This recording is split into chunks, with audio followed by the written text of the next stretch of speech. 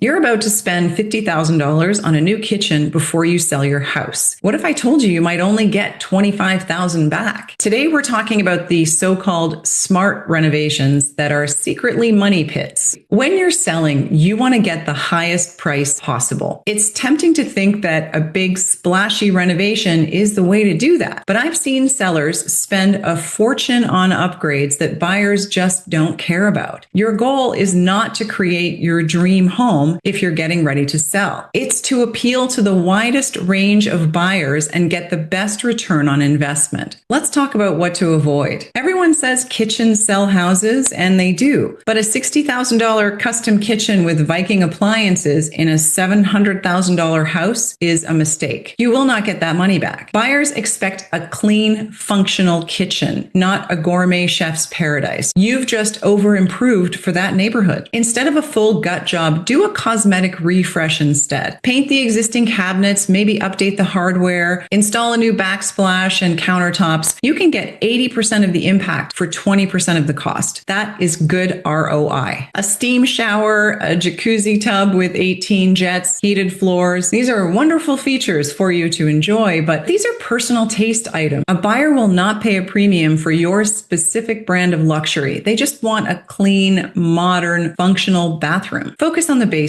A new vanity, modern light fixtures, a fresh coat of paint. That will give you the best bang for your buck. It's boring, but it's inexpensive and it works. Unless you live in a luxury neighborhood where every home has a pool, adding one is almost always a bad investment for resale. It's expensive to install, expensive to maintain, and a lot of buyers, especially families with young children, they will see it as a liability, not a feature. Here's what you can do instead. Invest in your backyard's curb appeal. You can put in a nice deck or patio, some nice landscaping, and some good lighting will create a nice outdoor living space that appeals to everyone without the cost and the hassle of a pool. Number 4, over-the-top landscaping. A few nice plants are great, but a $20,000 Japanese garden is not. Keep it simple and clean. And number 5, converting a bedroom into a custom closet or office. It might be great for you, but you've just reduced your home's bedroom count, and that's a major negative for buyers. Always keep the bedroom a bedroom. Knowing what not to do is just as important as knowing what to do. My ultimate guide to downsizing has a fantastic checklist on pre-sale preparations,